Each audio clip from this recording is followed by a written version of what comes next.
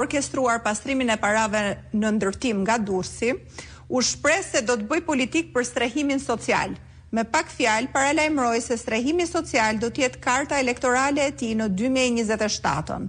Po a mundet të bëj propagandë për strehim social një njeri që bashkëpunoi me kartelet për pastrimin e parave në ndërtim, dhe sa është rreziku që me paratë e taksave të shqiptarëve të subvencionoj blerja apartamentesh tek sipërmarrës të lidhur me krimin e organizuar?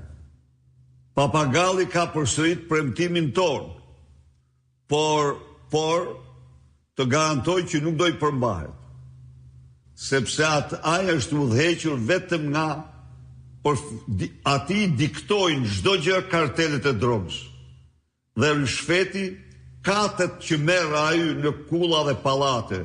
Kështu që ajo e ndërtimi social është thjesht një pjesë e programit e deklaruar nga unë dhe Partia Demokratike në një sëri rastesh, por ai nuk ka ndërmend, sepse nuk janë ndjen ati.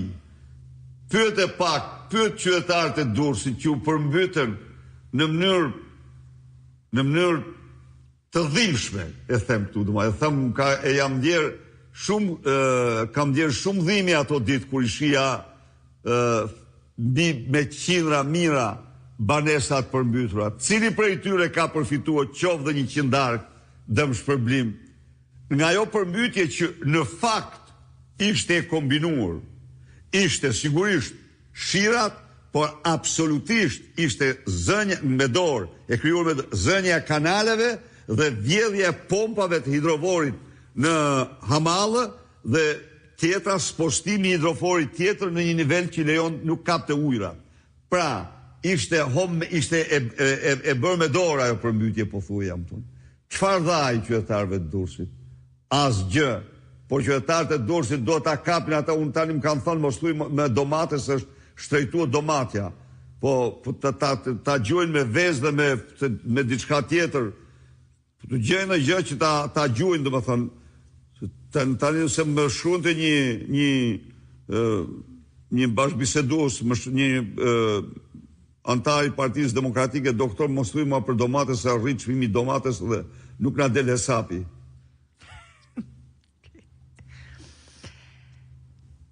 Jusuf Zalli, përshëndetje zoti Sali Berisha, unë jam Jusuf Zalli nga Dublini, Irlandës.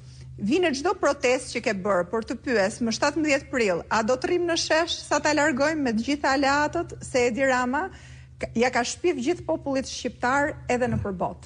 Njëherë një mirënjohje të pakufishme, Jusuf, për ty që vjen nga Irlanda në protestë. Shumë mirënjohje. Ne do bëjmë gjithçka për largimin e tij. Dhe Partia Demokratike nuk përmbush misionin e saj në qoftë se nuk largon Edi Ramën që shqiptarët votojnë të lirë. Dajona Ruka, doktor, përshëndetje. Çmimet janë çmendur. Paratë e rrogës nuk na mjaftojnë as për gjysmën e muajit. Ky i gjati në 2013 premtoi uljen e TVSH-s për çmimet e shportës në 6%, si dhe uljen e TVSH-s për energjinë. Ndërkohë, të gjitha janë rritur dhe asgjë nuk po indeksohet. Partia Demokratike çfarë do të propozonte në këtë situatë? Faleminderit. Partia Demokratike si shqyrtoi problemin e naftës, po shqyrton këto ditë dhe do bëjë do paraqes para qytetarëve platformën e saj për sa i përket ushqimeve të shportës.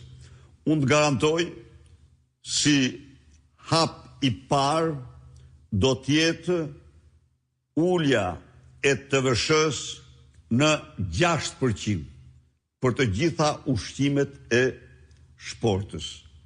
Dhe kjo është bërë e domosdoshme. Sot ky flet këto kohë se ka rritur rrogat. Çfarë del nga rritja e tij e rrogave? Nga rritja e tij e rrogave del se rrogat në Shqipëri janë përsëri më të ultat në rajon. Në një kohë kur